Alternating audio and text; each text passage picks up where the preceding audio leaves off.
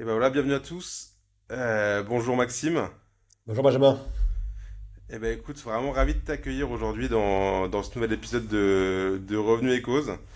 Alors c'est un épisode qui m'intéresse particulièrement aujourd'hui et là c'est moi en tant que RevOps qui parle parce que à l'inverse des équipes produits qui ont plus souvent l'occasion d'être utilisateurs des solutions qu'ils construisent, je trouve qu'on n'a pas toujours l'occasion d'échanger organisation, process, data, outils avec des personnes qui au-delà de leur expérience construisent des solutions de gestion de la relation client qu'ils utilisent au quotidien et dont la solution est vraiment ancrée dans leur propre process.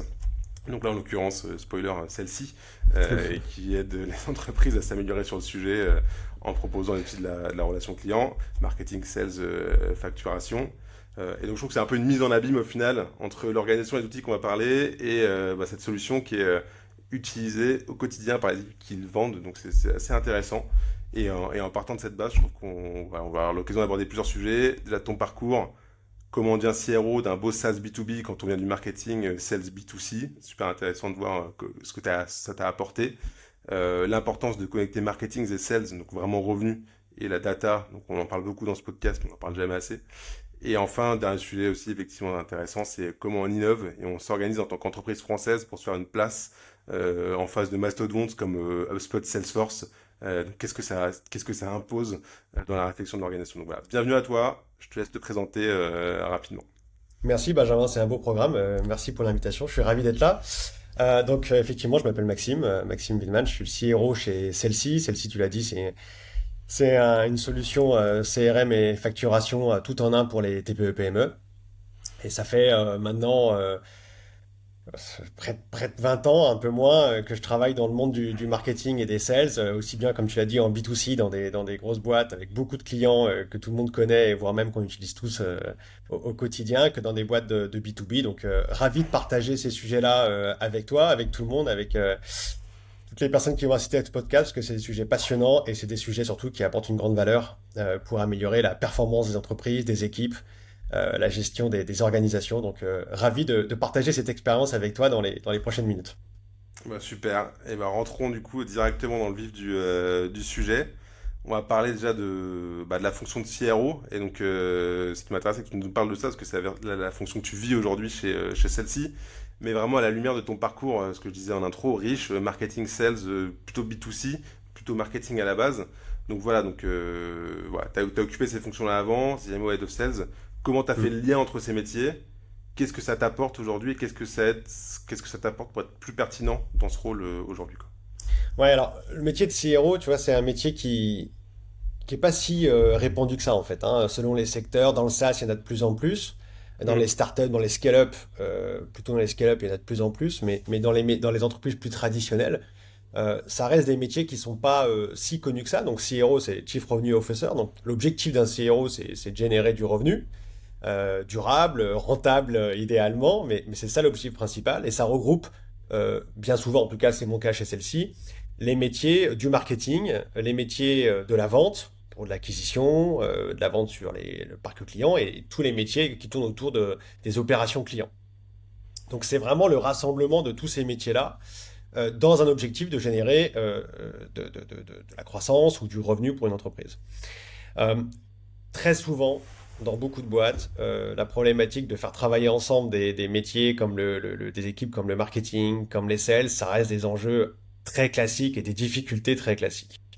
Comme travailler des équipes tech avec les équipes produits, comme faire travailler des équipes finance avec des métiers plus opération, c'est toujours des enjeux difficiles. Et pourquoi? C'est principalement parce que les équipes qui constituent ces expertises, le market par exemple, le marketing, et les métiers de la vente, sont des équipes qui ont des profils, qui ont des cultures, qui ont des méthodes parfois très différentes pour travailler, qui ont des timings également dans leurs projets, dans leurs objectifs qui sont assez différents, qui ont d'ailleurs parfois des objectifs différents. Je pense qu'on va y revenir, c'est aussi un des enjeux. Et si tu veux, moi, dans mon parcours, j'ai été amené à travailler effectivement sur des enjeux très marketing, sur des enjeux très sales, en entreprise très souvent tournés sur des enjeux business importants, dans des marchés ultra compétitifs. Et l'intérêt principal que j'ai eu et que je retrouve aujourd'hui dans le métier de CRO, c'est la capacité finalement d'avoir de l'empathie dans ces métiers, de comprendre finalement les enjeux, le quotidien de chacun de ces métiers-là, que ce soit un manager ou quelqu'un de plus opérationnel, et les contraintes et les difficultés qu'on a pour aller chercher ces enjeux-là. Donc, si tu veux, comment réussir à faire travailler des cultures et des mondes un peu différents qui doivent normalement tendre vers une trajectoire commune et un objectif commun, c'est ça tout l'enjeu que j'ai en tant que CRO. Et c'est ça la difficulté et le challenge qu'on a pour réussir à apporter encore plus de valeur à une entreprise, à une organisation.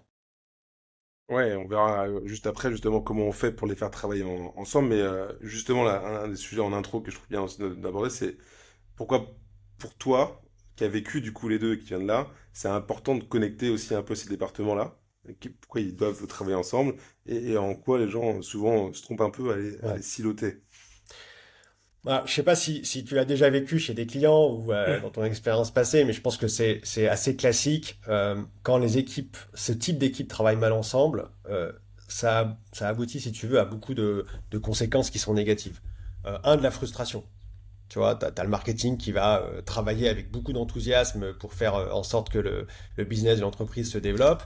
Et finalement, s'il y a une déconnexion dans le travail qui est réalisé sur le contenu, sur les campagnes, sur les messages, avec la réalité, je dirais, commerciale du terrain ou la réalité du client, ça crée de la frustration. Frustration pour les équipes qui ont le sentiment de travailler sur des choses qui ne sont pas exploitées à leur pleine valeur. Frustration des équipes clientes internes, si tu veux, donc les équipes commerciales ou les équipes clients qui ont le sentiment d'être mal accompagnées, qui peuvent se sentir seuls. Cette frustration, elle aboutit évidemment à une désorganisation, à une perte de confiance, à une perte d'efficacité, parfois même à la fuite de talent. Moi, j'ai connu des entreprises où les équipes marketing très performantes perdaient leur talent parce que finalement, ils avaient le sentiment que c'était sous-exploité par rapport à simplement l'organisation autour d'eux. Donc, tu as un enjeu de gestion de tes talents, de gestion de ton organisation, de gestion de ton efficacité. Et in fine, ces équipes, sales, marketing, customers, sont intimement liées pour réussir sur une performance durable, si tu veux.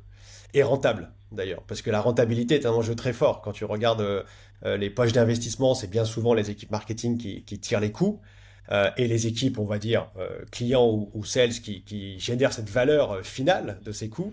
Et donc, dès que tu as un enjeu de construire une croissance ou une performance durable, mais surtout rentable, la connexion entre ces équipes est vitale, en fait, est vitale. Mm. Donc tout l'enjeu, il est là. Après, les gens se trompent souvent, tu vois, sans trop faire généralité, mais euh, ça suffit pas juste de les faire se parler, en fait. Travailler ensemble, c'est pas juste se parler. Et ça, c'est souvent l'écueil qu'on rencontre. Travailler ensemble, c'est travailler déjà sur un socle commun. Là, je parle d'outils, tu vois, travailler sur une stack commune, ça c'est très important. Et je pense que tu connais bien ces sujets-là et on y reviendra peut-être après. Mais travailler ensemble, pour moi, c'est construire ensemble, c'est délivrer ensemble, c'est réussir et échouer ensemble. Et tu vois, et très souvent, le succès et l'échec n'est pas toujours autant partagé. Tu vois, et ça va vraiment dans l'écueil que j'ai pu constater, que j'ai d'ailleurs pu éprouver aussi, tu vois, à titre perso. Et quand on arrive à faire en sorte qu'on dépasse le stade de ouais, ouais, c'est bon, je lui ai parlé. Non, t'as pas travaillé avec lui, t'as pas construit avec lui, tu lui as pas donné du sens, t'as pas délivré avec lui dans l'échec et dans le succès. Et c'est là où je pense qu'on arrive à créer une connexion maximale, si tu veux, dans les équipes. Mais c'est intéressant parce que tu l'as dit aussi un peu à l'introduction, au final CRO, donc avoir une personne qui chapeaute marketing, sales, et même client, et qui vient aider à connecter ça, c'est pas si vieux que ça, c'est plutôt récent cette mode qu'on voit là. Toi, t'es passé chez SFR, chez Solocal, peut-être des boîtes plus traditionnelles, tu le faisais déjà aussi là-bas, mais c'était déjà plus B2C. Bah, deux questions en une. Déjà, c'est intéressant de voir que déjà à l'époque, ils avaient déjà compris l'intérêt de faire marketing sales sur ces entreprises-là et qu'est-ce qu'est-ce que ça t'a apporté aujourd'hui et aussi qu'est-ce que cette approche-là très B2C au final t'a apporté aujourd'hui dans la structuration En de ces B2B. équipes-là pour le B2B. Ouais, c'est vachement intéressant de croiser le B2B et le B2C, et tout le monde n'a pas l'opportunité d'ailleurs de le faire dans une carrière ou dans une période de temps. Alors moi j'ai travaillé dans le B2C, mais j'ai presque envie de te dire dans le fast-moving customer goods, tu vois. Les telcos, c'est un environnement ultra rapide, ultra concurrentiel, ultra saturé, tu vois. Le taux de pénétration des telcos, c'est plus de 100%. Mm. Euh, c'est une guérilla permanente, quoi. C'est-à-dire que ton but, c'est pas d'aller prendre des parts de marché sur un océan ouvert à la concurrence. Le but, c'est d'aller manger ton concurrent, quoi. Donc Ouais.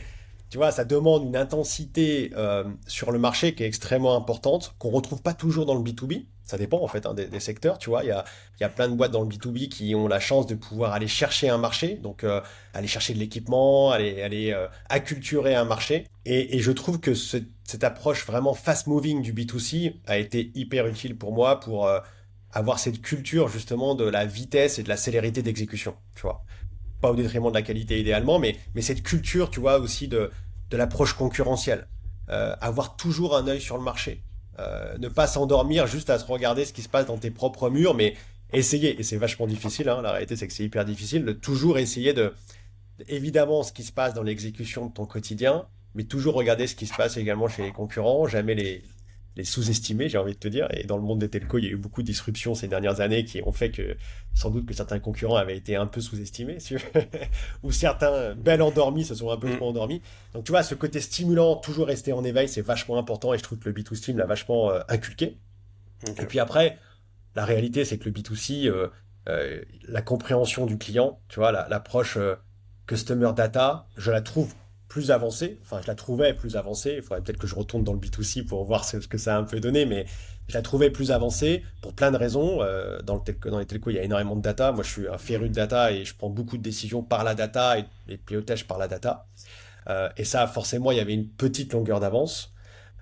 Plus facile d'avoir des données sur des clients finaux que sur des organisations qui sont mouvantes, qui bougent, etc.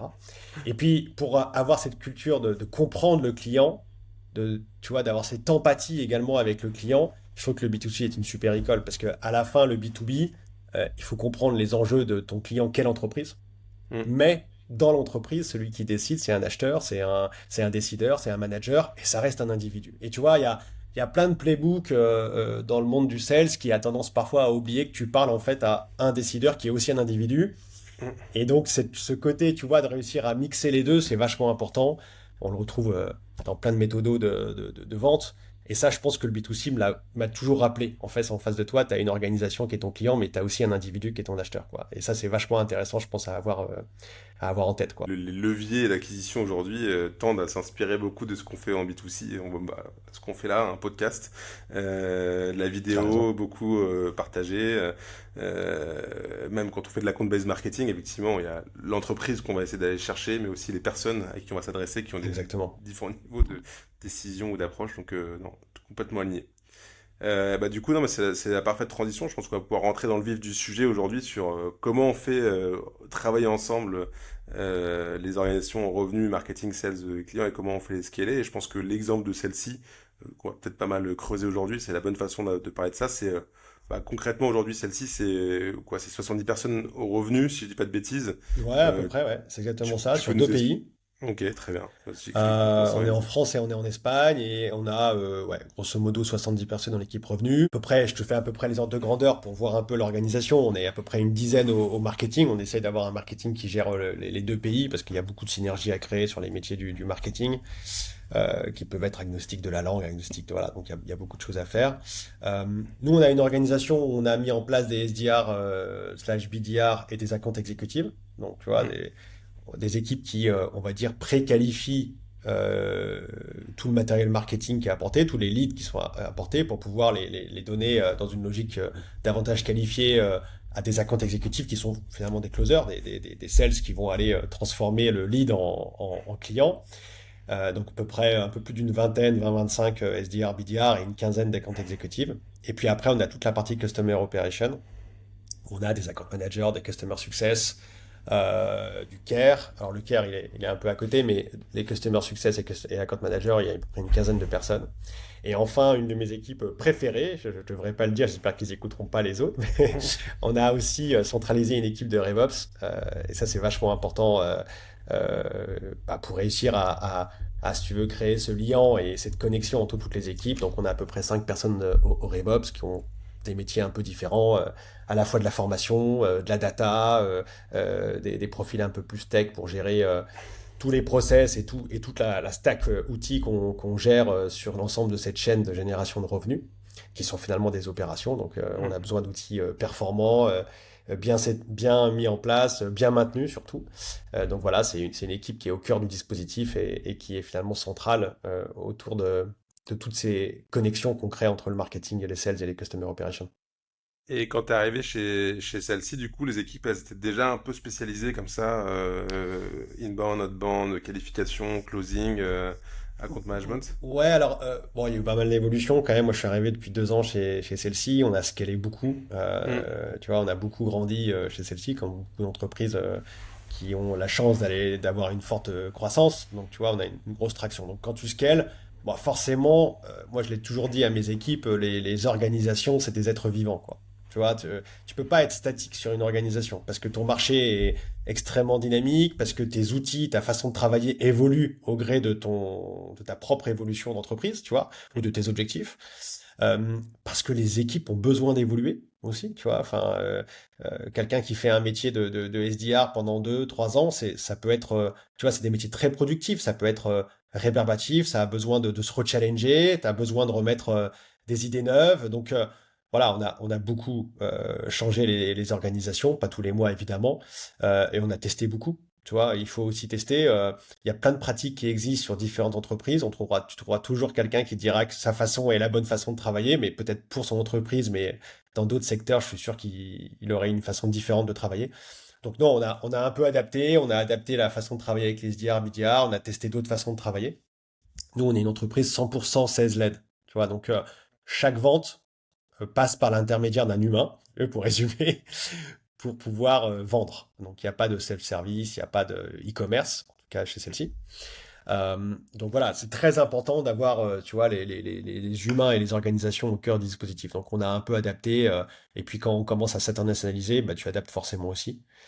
Donc entre la France et l'Espagne, tu l'adaptes au gré du contexte marché, du contexte produit. Enfin, ouais, on bouge pas mal sur nos organisations pour les optimiser en permanence et essayer de se challenger en permanence pour aller chercher l'incrément de performance euh, régulièrement, quoi.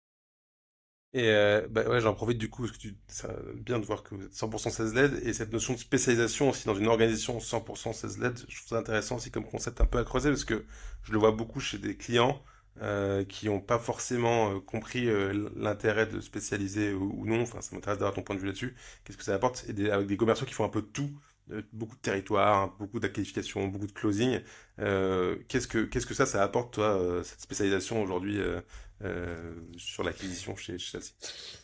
Ça, c'est un super sujet. Ça mériterait un podcast en tant que tel, Ouais, je tu pense vois. aussi. Écoute, et d'ailleurs, je te cache pas qu'on se pose encore beaucoup de questions, tu vois, sur la Mm. spécialisation, et j'irai même plus loin, tu vois, sur la segmentation de notre force de revenu, quoi, tu vois. Quand je dis segmentation, ça peut être effectivement spécialisation par rapport à des axes marchés, tu Mm. vois. À force de parler à tel secteur d'activité, tu en as acquis une expertise, une connivence plus forte, ce qui te rend meilleur en termes de transfo et de capacité à être bon sur ta vente, par exemple, ou sur ton marketing, ou ce que tu veux.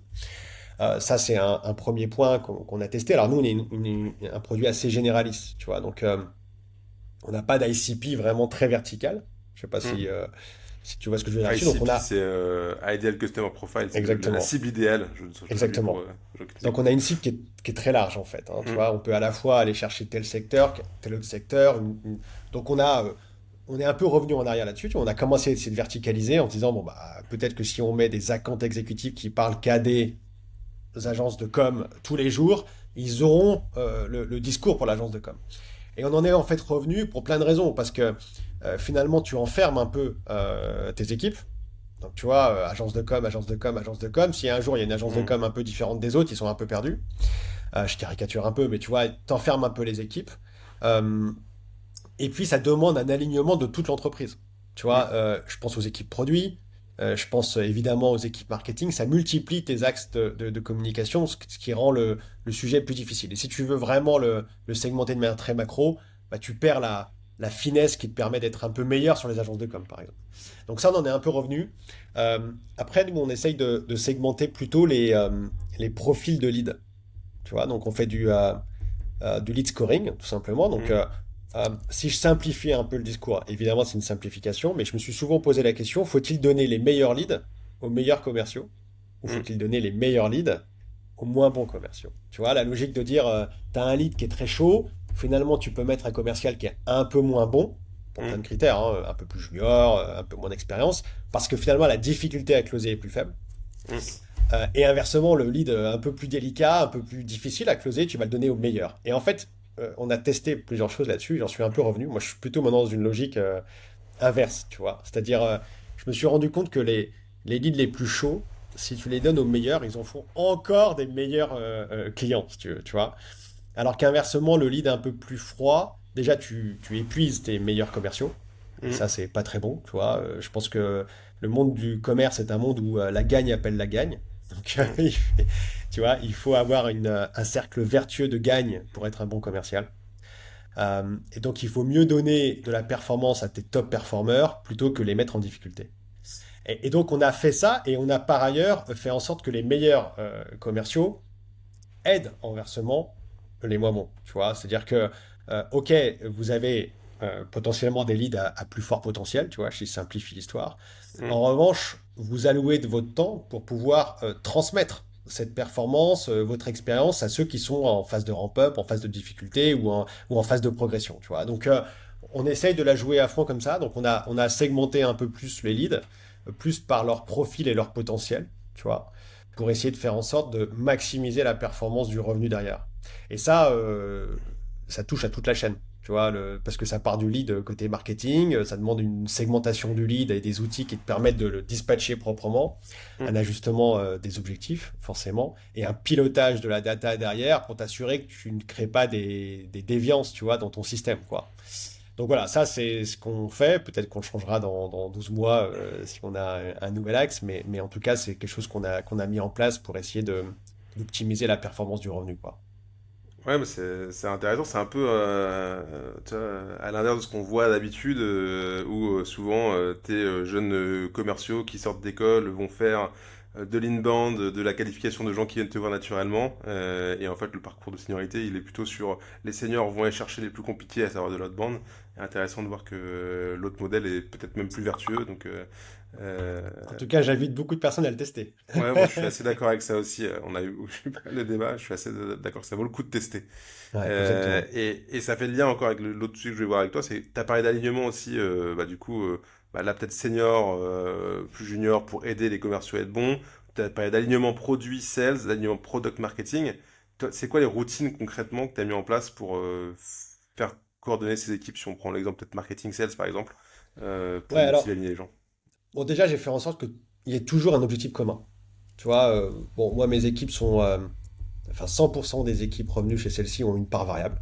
Donc, tu vois, tu n'as pas qu'un fixe, tu as une part variable. Donc, la part Mm. variable, elle est quantitative, déjà. Elle n'est pas qualitative. Bon, ça, c'est un choix, hein, c'est un parti pris qui est un peu fort, hein, mais donc, tout le monde dans mes équipes ont une variabilisation de leur revenu, tu vois, de leur salaire, Mm. qui est basée sur un objectif chiffré de la performance de l'équipe. Alors, certains ont des objectifs individuels, d'autres collectifs, mais ils ont tous ça. Et ils ont tous, il y a aucun objectif qui est porté par une seule personne. Donc, toutes les équipes ont un objectif sur le coup d'après. Le marketing a un objectif commun avec les SDR BDR. Les SDR BDR ont un objectif commun avec les AE. Les AE ont un objectif commun avec les Customer Operations. Tu vois, s'assurer que finalement, tu as toujours un intérêt à faire en sorte que la chaîne d'après ou la chaîne d'avant soit bonne, en fait. Donc ça, c'est très important. S'assurer que l'objectivation des équipes est cohérente et elle est commune. Et après, tu vois, on a Et mis en place, petite, moi, quand je suis petite arrivé. question juste sur Ouais, l'objectif vas-y, commun, vas-y. parce que j'ai souvent essayé de le mettre en place ou je l'ai mis en place, mais souvent en fait t'as un peu un peu réfractaire du performeur individuel, le commercial qui lui dit moi je veux être responsable 100% de mon variable, je veux pas dépendre de quelqu'un. Est-ce que tu as vu des limites autour de ça quand tu le mets en place? Ouais, ouais, ouais, carrément, ça, je l'entends très souvent, tu vois, Bon, déjà, quand tu vas commencer à le mettre en place, les nouveaux qui arrivent, tu vois, ils se mettent dans le moule. Bon, ça, Ouais. c'est déjà une première chose. Donc, il faut pas d'exception, il faut évidemment prendre la décision et après l'assumer et l'expliquer. Mais ouais, ouais, je l'entends souvent. Et d'ailleurs, tu mets le point là sur une différence culturelle. D'ailleurs, des équipes commerciales qui ont une tendance à être plus, bon, je caricature un peu, mais on va dire auto-centré sur sa propre performance individuelle et moins sur le collectif, alors que c'est évidemment faux. Un commercial n'y arrive jamais tout seul. Il est accompagné par une force de frappe marketing, par une équipe produit, par toute une entreprise. Par toute une entreprise. Et moi, j'aime rappeler aux équipes commerciales que leur succès n'est pas leur succès, c'est le Mm. succès de l'entreprise, tu vois. Et j'aime rappeler que les équipes tech ou les équipes produits portent le même objectif que les équipes commerciales. Et donc, tu vois, c'est une façon de responsabiliser tout le monde. Donc, Ouais, c'est pas simple, je dirais, quand les objectifs se tendent un peu, tu Ouais. vois. En revanche, quand c'est plus cyclique, parfois c'est bien, parfois c'est pas bien, je pense que tout le monde comprend que quand on court, il vaut mieux courir ensemble dans la même direction. Et si tu veux, Mm. le commercial, à un moment donné dans sa carrière ou de son expérience dans une boîte, il aura eu besoin de quelqu'un d'autre. Et il sera bien content que cette autre personne soit disponible, motivée et tire dans le même sens, en fait, tu vois, ou avance dans le même sens. Donc je l'ai mis en place, ça marche bien. Et puis on a mis en place, tu vois, des OKR chaque année Ouais. où on transversalise les OKR. C'est-à-dire que moi, les OKR, c'est pas un one-to-one avec un manager, c'est vraiment un travail d'équipe. Ça prend un peu plus de temps. On va pas se mentir, tu vois. Moi, je fais pas les OKR sur 2 jours après le budget ou avant le budget. Ça prend parfois un bon mois et demi à cheval entre la fin de l'année et le début de l'année d'après pour essayer de le transversaliser. Donc les OKR, il faut qu'ils soient construits à plusieurs. Tu vois, je demande à chaque manager d'aller partager ses OKR avec tout le monde, de les présenter. Mm. Et ils sont évidemment publics. Là, on les a fait sur un an. Tu vois, petit retour d'expérience, c'est trop long. Parce que les organisations bougent pour toutes les raisons que j'ai évoquées précédemment. Donc là, l'année prochaine, tu vois, je pense qu'on les fera plutôt sur 6 mois avec une date de revoyure à mi-année pour s'assurer soit qu'ils soient encore d'actualité, soit qu'il faut les repondérer dans leurs priorités. Et en tout cas, c'est un système qui marche vachement bien. Tu vois, il y a plein d'outils pour gérer ça, l'administrer, l'orchestrer. Et ça marche très fort. Et puis, dernier point, enfin, deux derniers petits tips, tu vois, qu'on a mis en place chez celle-ci qui marchent très bien. Premier point, c'est de transversaliser les points d'équipe. Tu vois, donc, tu peux pas rassembler 70 personnes tout le temps. Tu vois, moi, j'organise un kick-off tous les trimestres. Ça, c'est très important. Redonner de l'énergie, faire en sorte que les équipes sortent un peu la tête de l'eau, se parlent, prennent du bon temps aussi ensemble. Mm. Il y a beaucoup de transparence, nous, dans les succès et les échecs qui sont communiqués à tout le monde. Tu vois, comme je le disais, enfin, on ne cache pas les échecs. Et au contraire, c'est pour aussi mieux comprendre pourquoi est-ce qu'on change de direction ou pourquoi on adapte. Donc ça, on le fait tous les trimestres, même si on est sur différents sites, on se trouve toujours une solution et c'est jamais un mauvais investissement que de rassembler physiquement les équipes, tu vois, surtout dans le monde du télétravail maintenant bien généralisé. Donc ça, c'est hyper important. Et le point que j'évoquais, c'est transversaliser les points d'équipe, c'est-à-dire le point d'équipe marketing, il y a toujours un guest de l'équipe SDR, de l'équipe account exécutive, qui vient raconter soit son quotidien, soit sa problématique du moment, soit le feedback de la campagne marketing. Tu vois, c'est pas forcément le chef de projet marketing qui raconte le résultat de ce que ça a donné, c'est Mm. l'utilisateur final qui vient raconter pourquoi ça a bien marché ou pourquoi ça n'a pas bien marché. Et ça, c'est toujours vachement intéressant, si tu veux, pour donner de la transversalité en tes équipes, quoi. Pour le coup, c'est ce qui fonctionne le mieux, mais c'est pas le plus simple, effectivement, culturellement aussi, comme tu le dis, à mettre en place, c'est cette notion d'ouverture de mon petit Ouais. monde à d'autres équipes, pour l'avoir déjà vécu. Et les OKR, comme tu as dit, aident vraiment à ça. Et petite question, ça m'intéresse aussi, juste rapidement, mais c'est combien de temps ça vous a pris pour être efficace, à ton avis, sur les OKR? Parce que tout le monde veut faire les OKR aujourd'hui, Ouais, et ouais. je vois que c'est très dur à mettre en place et que c'est jamais très efficace tant que c'est mal fait. Et ça Bah, prend du temps. c'est hyper dur, tu vois. Et je te dis, nous, première fois, un mois et demi. Mm. Ah, pas full time, mais un mois et Mm. demi pour se dire, OK, on lance le truc, et un mois et demi plus tard, on est satisfait, on a un socle, tu vois, d'OKR qui est robuste, qui est cohérent, qui est partagé. Un mois et demi. Après, moi, je pense qu'il faut les revoir, il faut en faire vraiment une routine de Mm. suivi des équipes. Tu vois, il faut le partager. J'insiste vraiment beaucoup là-dessus parce que Mm. l'OKR qui reste dans le Mac ou le laptop du collaborateur et de temps en temps, parce que le manager lui a demandé, il retourne voir où il en est, ça marche pas. Mm. Par contre, l'OKR qui est partagé à tout le monde, qui est vraiment la colonne vertébrale de ton animation d'équipe, tu vois, ça marche très fort. Et surtout, ça donne du sens. Pourquoi est-ce qu'on a passé un mois et demi? Parce qu'on en fait la colonne vertébrale de notre année, en fait. Mm. Alors que si c'est un exercice, si tu veux, qui prend beaucoup d'énergie, beaucoup de temps, très chronophage, et qu'à la fin, bah, on est passé à autre chose 2 semaines après avoir mis le point final aux OKR, tu recommenceras pas l'année d'après, en fait. Parce que tout le monde décrédibilisera l'exercice. Aussi bien dans son implication que dans son suivi. Donc, hyper important d'y passer du temps pour bien le faire. Hyper important de les partager à tout le monde, de les transversaliser, tu vois, voire de les partager dans le fait d'avoir les mêmes OKR sur des équipes différentes. Mm. Et deux, d'en faire ta colonne vertébrale. Tu vois, les OKR, nous, on les repartage à chaque kick-off. Les OKR, vraiment, on en fait quelque chose qui est dans les favoris de tout le monde, en fait. Et ça, c'est Ouais. vachement important pour pas juste dire on a coché la case des OKR, mais en fait, on n'est pas allé jusqu'au bout de l'exercice, tu vois. Ça, c'est un peu comme un CRM que tu set up et que tu maintiens pas, tu vois. Exactement, c'est meilleure image. Non, je pose volontairement la question des OKR parce que je sais que tout le monde veut en faire et dès que tout le monde en fait, tout le monde se rend compte que c'est dur et tout le monde a le sentiment d'être Ouais, seul, à être le seul à galérer alors qu'en fait non, tout le monde galère à mettre en place ça prend du temps. Mais comme tu dis, une fois que c'est central et que ça fait partie des process et que c'est partagé par tous, la puissance elle est elle est très vraiment forte. décuplée à ce moment-là.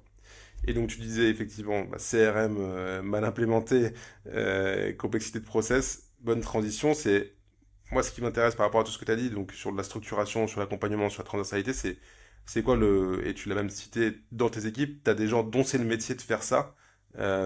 C'est quoi les conseils que tu peux partager aux gens qui nous écoutent qui ont des équipes qui scale, comment faire pour le faire proprement et accompagner ça? Écoute, moi, je donnerais 4 conseils, tu vois, et j'essaie de les appliquer, c'est pas facile au quotidien. Euh, Quand tu scales une organisation, et d'ailleurs, je vais te dire, c'est pour moi un des points les plus compliqués, et c'est les erreurs de recrutement, tu vois. Et t'en fais forcément. Enfin, je veux dire, quand tu recrutes, d'ailleurs, que tu recrutes 2 personnes dans une année ou que tu en recrutes 50, Hum, des erreurs de recrutement, t'en fais forcément. hum, Après, je pense qu'il faut être, tu vois, enfin, le scale ne doit pas dégrader ton niveau d'exigence, en fait. Et c'est hum, ça qui est vachement difficile. Alors, effectivement, quand tu as un recrutement à faire en 2 ans, tu vas y passer un temps fou, tu vas faire en sorte que ça soit le meilleur recrutement possible. Tu n'es pas à l'abri de te planter. Quand tu dois en faire 10 tous les mois, tu peux avoir tendance tu vois, bon, bah, allez, je le fais un peu, j'ai un peu raté le truc, quoi. Et je pense hum. que garder un niveau d'exigence très fort sur le recrutement, sur l'intégration des collaborateurs que tu recrutes, ou dans des cadres de mobilité interne ou autre, tu vois, dans le cadre de changement, ça c'est vachement important. Moi, on m'a souvent dit, euh, quand tu es manager, tout l'investissement pour faire progresser tes équipes, c'est du temps que tu gagneras la nuit, le week-end, et de relecture, de suivi, de contrôle. Voilà, donc c'est de l'investissement qui est tellement rentable, quoi, qui est tellement rentable. Donc ça, c'est vraiment un point super, super important. Après, tu vois, euh, pareil, quand tu scales, mais ça, c'est dans toute organisation. Moi, je pense que ce qui est difficile, c'est de réussir à accélérer tout en restant focus. Hum. Donc il faut une colonne vertébrale très solide en fait. Tu vois, sur ta strat, sur tes actions, pour réussir à exécuter avec qualité, mais sans t'éparpiller. Et tu vois, les OKR par exemple, c'est un sujet vachement intéressant qui aide à ça. Les process, ça aide énormément à ça. Énormément à ça. Parce que ça te permet de te rattacher à quelque chose qui est industrialisable ou à quelque Hum. chose qui est pilotable. Et tu vois, il faut pas. Enfin, scaler ne veut pas dire partir tout azimut, quoi. Donc, ça demande énormément de rigueur, en fait, de scaler. Donc, ça, c'est. Et encore une fois, scaler est une expression très. Tu vois, tu peux scaler à quelle que soit l'échelle, en fait, hein. Que tu passes de 10 collaborateurs à 20 ou que tu passes de 10 à 1000. Ouais. Tu vois, c'est important de garder ça en tête. Et puis après, et ça, on le voit très souvent comme un écueil. Moi, je pense que l'approche data, tu vois, pour conforter tes intuitions, tes convictions historiques, que tu es en train de chambouler parce que tu es en train de scaler quelque chose, ou tu es en train de changer de direction, ou tu es en train de tester des nouvelles choses, donc tu chamboules forcément ton approche. C'est très important pour moi d'avoir une approche data end-to-end, tu vois. Data pour prendre la décision, euh, data pour tester, data pour piloter. Une fois que tu as lancé tes opérations, ta campagne, ton changement de direction, enfin, tu vois, you name it, quoi. Et ça, c'est vachement important. Et trop souvent, enfin, moi, j'ai été confronté trop souvent à des équipes qui me disent, ouais, on va lancer ça, ça et ça. Et pourquoi? Bon, bah, intuition, conviction, data, bon, très bien. Et comment tu vas le piloter? Ah bah ça je sais pas, on verra après. Il faudra qu'on voit comment on peut récupérer la data. On demandera peut-être aux sales de remplir ça. Non, en fait, tu peux pas le lancer si tu sais pas encore comment tu vas le piloter. Et Ouais. donc ça c'est hyper hyper important parce que voilà, quand tu scales, encore une fois, tu peux vite partir dans beaucoup de sujets qui sont tous challenging. Si tu prends pas le pli de tous les inscrire dans la durée de ton pilotage, bah tu t'y perds en fait. Tu t'y perds et tu n'arrives pas à scaler avec performance et durabilité, quoi. Et bah du coup, si on prend cet exemple de la data pure et dure, si on le regarde sur toi, comment concrètement tu le fais chez Celle-ci, on peut peut-être utiliser ça comme exemple intéressant sur... Celle-ci, c'est une suite multi-produits. Vous avez pas mal d'offres. Bah toi, en utilisant la data, comment tu t'y prends étape par étape pour identifier un peu les inefficiences, les de revenus et prioriser sur bah, Ouais. tout votre panel de choses à vendre que vous allez prospecter. Bah déjà, nous, on a créé un gros data lake, tu vois. C'est-à-dire que le côté... Enfin, bon, dans le sujet data, il y a plein de sujets à nouveau, hein, Ouais.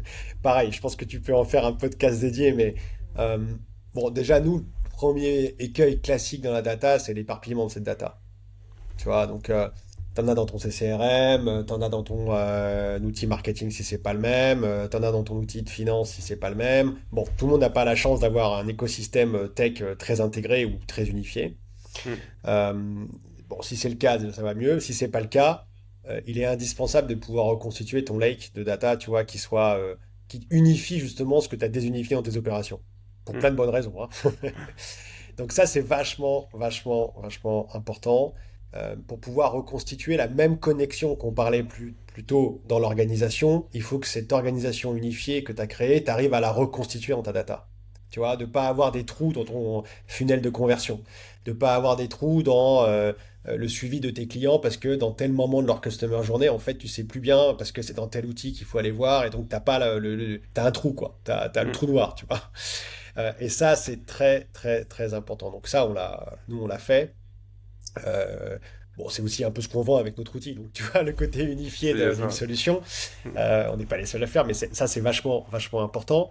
Et puis après, ouais, tu vois, on a mis beaucoup de data sur la connaissance de nos clients. Bon, la connaissance du marché, c'est vachement important. Elle est parfois plus difficile à avoir, cette data, parce qu'elle est extérieure à l'entreprise, mais la connaissance des clients, tu es censé avoir l'exhaustivité de la data qui concerne tes clients, tu vois. Et donc, on a mis beaucoup d'investissements pour essayer de mieux comprendre le comportement de nos clients et leurs attentes. Et cette data, elle est pas que au sens, tu vois, data système. Elle est aussi très data empirique. Mm. Et quand tu arrives à mélanger une data system, tu vois, qui est très froide, qui est très l'extraction de ton CRM, l'extraction de ton... Et que tu arrives à la mélanger avec une data qui est plus empirique, qui suffit souvent pas à elle-même, mais qui va être le feedback des sales, saisi dans un CRM, qui va être, tu vois, le sondage marketing qui a été réalisé sur un sample, qui va... Si tu arrives à mixer une data empirique avec une data système, Mm. je pense que tu arrives vraiment à tirer tu vois, une substance qui est super exploitable pour comprendre ton business, comprendre ton marché, comprendre ton organisation, quoi. Et donc ça, Et, c'est ce qu'on essaye de faire pour essayer d'identifier, si tu veux, les poches de revenus les plus intéressantes à aller chercher. et qui est responsable chez vous de la data du coup pour le coup? Ce que tu as dit, ça touche à tout, tu vois, il y en a partout. Ouais, Comment tu sais pour savoir qu'il y a une initiative marketing qui a été lancée, super intéressante, ouais. que je pourrais utiliser pour la croiser avec des données produits? Comment tu as fait converger ça chez Nous, celle-ci? c'est le CTO qui a pris en charge la partie data gouvernance, Ok. qui le fait d'ailleurs très bien. Et pourquoi c'est le CTO qui l'a pris et pas une équipe, on va dire, métier, si tu veux, si je Mm. reprends l'exemple métier versus tech, quoi, tu vois. Ouais. Parce que justement, on est parti du constat que si on n'a pas un socle technique de data solide, recetté avec de la data quality, avec de la data engineering qui te permet d'avoir ce socle-là et qui permet de démocratiser ta data pour le reste de l'entreprise, en fait, Mm. c'est mort, tu n'iras nulle part, quoi. Donc, pour moi, c'est l'étape numéro un. Tu vois, l'étape numéro un, c'est de s'assurer que tu as des fondations qui te permettent derrière de démocratiser cette data avec confiance.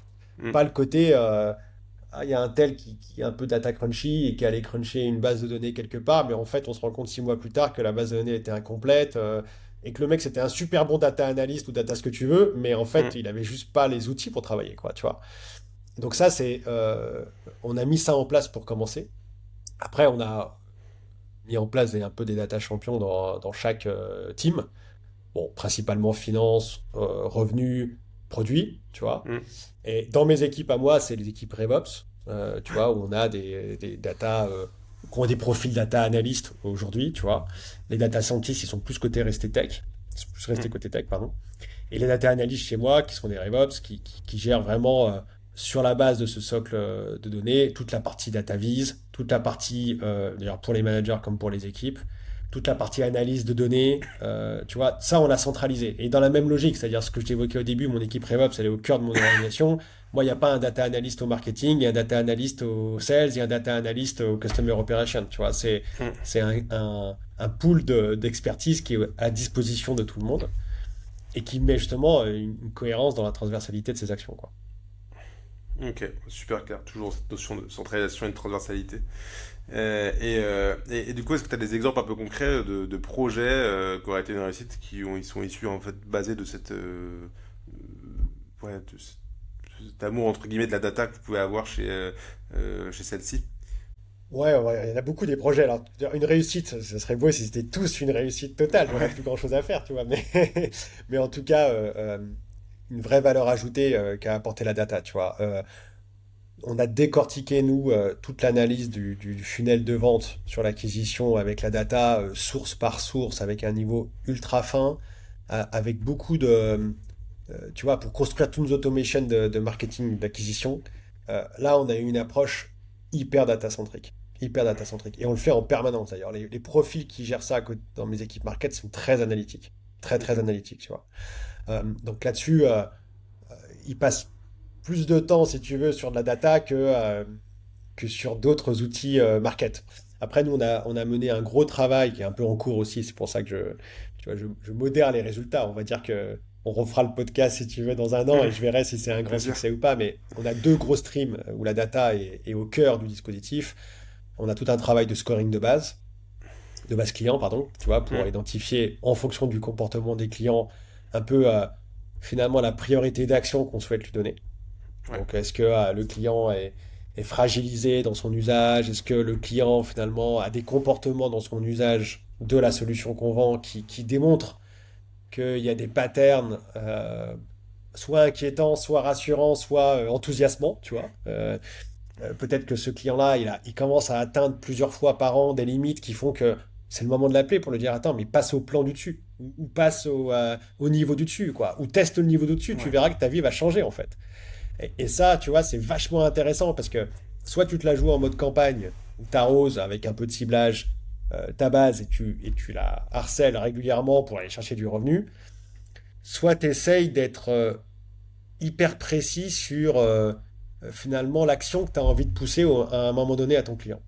Et ça marche, c'est dur à opérer, tu vois, il faut quand même des outils, il faut de la data, et puis bon. Mais c'est vachement intéressant si tu le focalises sur des actions. Donc nous, on est en train de le faire là sur des logiques un peu de rétention. On le teste aussi sur des logiques d'upsell, tu vois, Ouais. plutôt que de dire vous avez pris le plan d'entrée de gamme, c'est dommage, il y a le plan un peu plus premium qui est un peu plus cher, mais qui est vachement intéressant. Quand tu as un client qui découvre un outil comme un CRM, si tu veux, il ne sait pas encore trop. Il a son cahier des charges, mais c'est finalement en utilisant qu'il va lui-même d'ailleurs apprendre à découvrir cet outil-là. Hmm. Apprendre à structurer son organisation en fonction des outils et adapter son outil en fonction de son organisation d'ailleurs.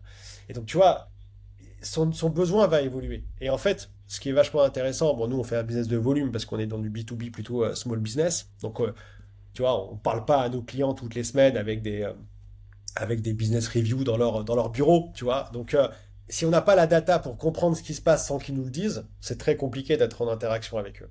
Et donc, la data nous aide vachement pour comprendre ça et essayer de s'assurer que quand on interagit avec le client, c'est finalement, certes pour générer du revenu, tu vois, bien souvent, mais Hmm. finalement d'essayer de générer du revenu qui paraît le plus cohérent par rapport à l'usage du client de la solution. Donc ça, on le fait, on est en train de le mettre en place avec des logiques de scoring de base client, Ouais. basé sur l'usage, basé sur le comportement, basé sur son profil. Et honnêtement, bah, ça marche bien parce que forcément, aussi bien en termes de performance de revenus que de satisfaction client, en fait, le client a le sentiment, et c'est le cas, que tu apportes toujours une réponse pertinente ou une proposition pertinente par rapport à son usage. Tu vois, comme si tu étais un peu derrière son dos ou dans son bureau en train de l'entendre pester sur putain, et si, ça serait quand même bien si on arrivait à faire ça. Bah, ça tombe bien en fait. Regarde, je viens de te le proposer quoi. Donc ça, c'est voilà, c'est et puis on a fait un gros travail pour terminer de pricing. Bon, ça nous a pris plutôt, c'est un gros projet de 2 mois, tu vois, où on a fait des études importantes, internes comme externes, pour essayer de trouver la meilleure dynamique de pricing. Nous, on a un outil qui est multi-produit, très large. Tu vois, la grille tarifaire de celle-ci, c'est une grille qui est assez sophistiquée. Tu vois, essayer de la rendre lisible tout en allant chercher ce marché qui est quand même très large, qui va du marketing à la gestion de la relation client jusqu'à la facturation et un peu de pré-compta, ça commence à faire une chaîne importante. Donc voilà, on a eu une approche hyper data-driven pour essayer de trouver la meilleure grille de prix, tu vois, trouver l'élasticité un peu optimale sur notre marché, trouver la décomposition des fonctionnalités dans la solution qui sont les plus appétentes à être valorisées. Tu vois, Mm. c'est quoi tes killer features, c'est quoi tes features qui sont plus, tu vois, filler. Tu vois, elles font partie de ton offre, mais c'est pas celles qui génèrent le plus de valeur. Bon voilà, ça, on a eu tout un travail très analytique pour essayer de définir notre pricing, et je te cache pas que on le challenge régulièrement, quoi. Et toutes ces initiatives là dont tu parles sont faites aussi pour, de ce que je comprends, aussi améliorer votre capacité à vendre, générer plus de revenus sur votre base client actuelle, pour avoir un pricing lisible, digeste, qui donne envie d'aller au plan supérieur, avec des événements qui viennent aider les équipes à être proactives, etc. Pour mesurer ce succès, alors moi, ça m'intéresse pas mal, parce que c'est un sujet que je retrouve pas mal sur comment structurer une équipe Customer Success, Account Management, qui est responsable de l'upsell, pourquoi, comment être organisé, si on peut en parler peut-être 2 minutes. Et aussi, comment tu traques la réussite de ça? Est-ce que tu utilises le KPI, un KPI qu'on aime bien, qui est le NRR, le Net Retention Rate? Est-ce que tu l'as déployé aussi chez celle-ci? Est-ce que vous le suivez? Ouais. Donc oui, oui, moi, alors bon, ça c'est un choix qu'on a fait et je pense qu'on peut trouver d'autres exemples dans d'autres boîtes, mais nous on a des accounts exécutifs qui gèrent l'acquisition, Ouais. uniquement l'acquisition. L'acquisition durant, tu vois, à peu près 2 3 mois, quoi. Donc, Mm. tout le revenu qui va être généré pendant le premier acte de closing d'un prospect qui va commencer à devenir client et jusqu'à 3 mois qui suivent, la compte exécutive va être objectivée, rémunérée, pilotée là-dessus. Passé les 3 mois, on passe dans un autre enjeu. On passe dans un enjeu, nous, qui est un enjeu d'adoption. Donc là, c'est des équipes de customer enablement qui prennent la main, si tu veux. On n'est plus dans des enjeux financiers, on est dans des enjeux de s'assurer que le contrat qu'on vient de signer ensemble, on donne notre valeur ajoutée, si tu veux, tu vois. Mm. Donc là, on a des enjeux d'onboarding, on a des enjeux de, tu vois, d'intégration, enfin bref, ça dépend après des entreprises. Nous, c'est des enjeux de ce type-là pour s'assurer que le client, finalement, euh, ouais, est satisfait de ce contrat qu'on a signé ensemble. Et le contrat est fair, c'est-à-dire il a signé celle-ci pour quelque chose, pour des raisons bien particulières, et on répond à ces besoins-là. D'usage, d'adoption, de pénétration chez le client, de formation, d'intégration, de changement de son organisation, etc. Et ça, c'est une étape qui est très importante avant même de commencer à essayer de le repitcher sur de l'upsell ou du cross-sell. Parce que cette étape-là, elle est clé pour la rétention et donc l'anti-churn, Mm. qui est un indicateur majeur dans la valeur de ton client. Enfin, je pense que tu connais le dicton qui dit que c'est beaucoup moins cher et plus rentable de retenir un client qu'en en acquérir un. C'est une Mm. évidence.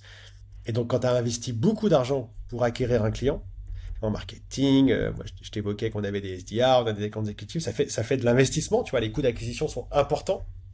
Il est évidemment capital de s'assurer que pour ta performance durable et rentable, tu t'y retrouves derrière et que le client reste le plus longtemps possible. Donc, dans le NRR que tu évoques et qu'on pilote, euh, évidemment que nous, c'est un indicateur majeur. D'ailleurs, on cherche à avoir un NRR euh, qui dépasse les 100%. Donc, tu vois, c'est-à-dire un NRR qui fait que sur ta base de clients donnés, tu génères de la valeur incrémentale Mm. sur une période donnée, soit par de l'upsell, soit par du cross-sell, soit en maîtrisant un maximum ta rétention client, tu vois.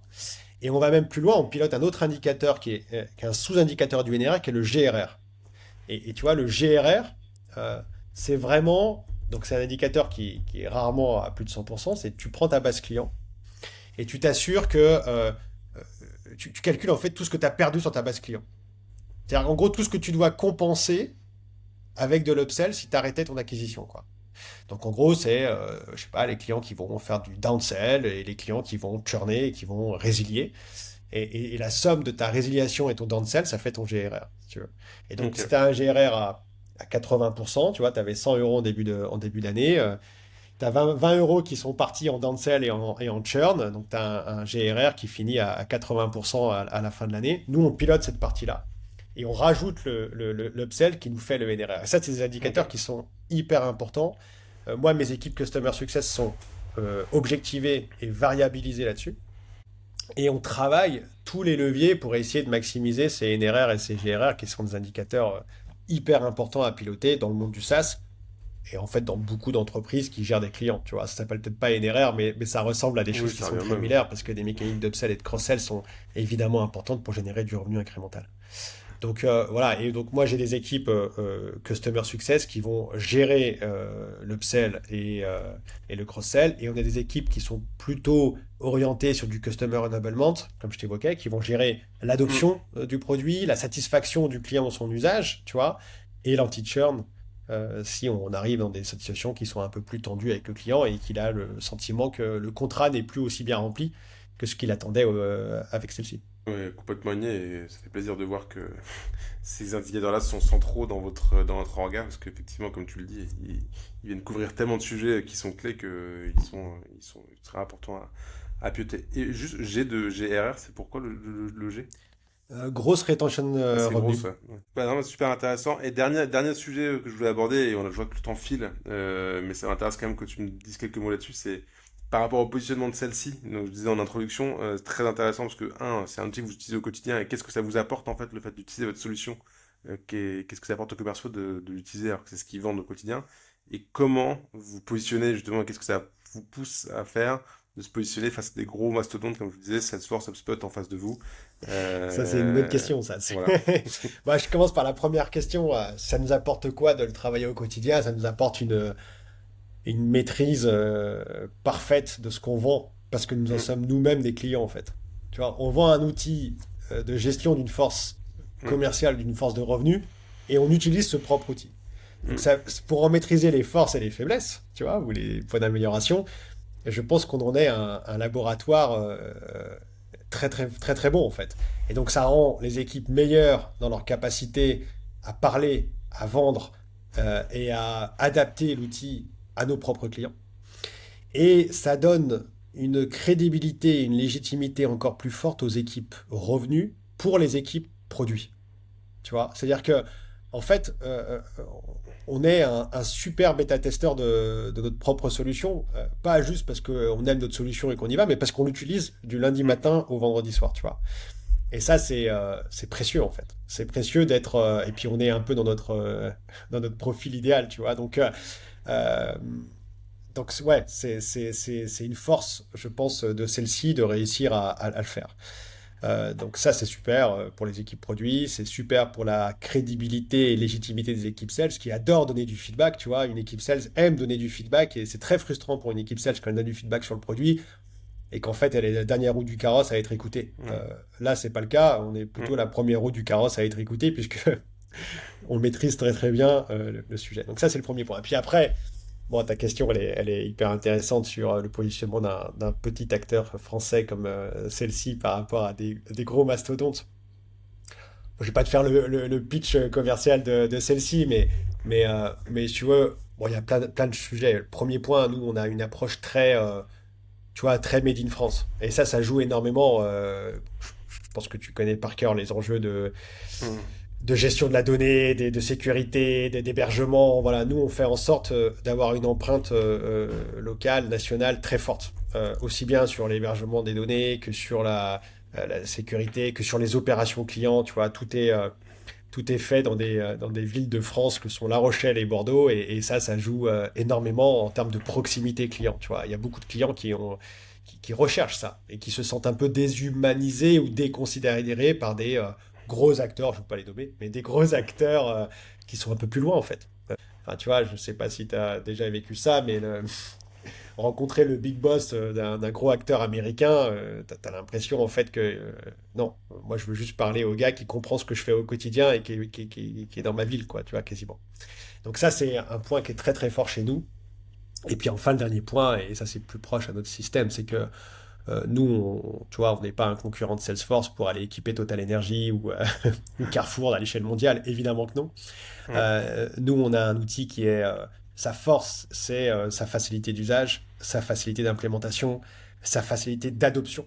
Tu vois, donc quand tu es une belle PME et que tu as juste envie d'avoir un outil qui t'apporte de la valeur et qui va surtout être utilisé, intégré à ton organisation, qui va pouvoir s'adapter à tes process sans partir sur 2 ans de cadrage et d'implémentation, bah, c'est sûr que là, on a une forte valeur ajoutée par rapport à des gros acteurs, qu'ils soient américains ou d'autres nationalités, qui ont une puissance indéniable, mais qui ont aussi une complexité parfois très très forte dans laquelle on s'y perd si facilement, tu vois. Ça prouve l'importance de savoir cibler ses prospects intelligemment pour mettre les efforts là où il faut, quoi. Exactement. Et j'ai l'impression que la discussion qu'on a eue depuis une heure aussi montre un à la point, c'est que je pense que ce qui vous différencie pas mal, ce qui aide, c'est l'exécution. Tu as la force dans l'exécution, c'est qu'une fois que tu as trouvé ton market fit, c'est comment tu exécutes parfaitement la chose pour vendre et se faire la place qu'il fait. Et je trouve que la discussion qu'on a eue là, a été super pertinente pour montrer que vous êtes quand même bien structuré et standardisé, donc ça fait plaisir à écouter, en tout cas. Eh ben, écoute, Euh, c'était un plaisir, Benjamin, alors d'avoir cette j'ai discussion avec toi.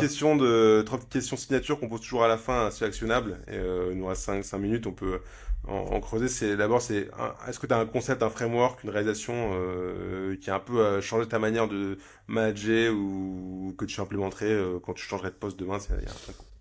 Bah écoute, j'ai envie de t'en donner deux, très liés à ce qu'on s'est raconté. Hum, Un, je m'assurais qu'il y ait l'équivalent d'un CRO dans une organisation, c'est-à-dire quelqu'un qui est responsable de l'ensemble de la chaîne et hum, qui n'a pas de capacité, si tu veux, à déverser la responsabilité sur d'autres. hum, Donc je trouve ça hyper intéressant et ces équipes-là ont besoin d'une connexion.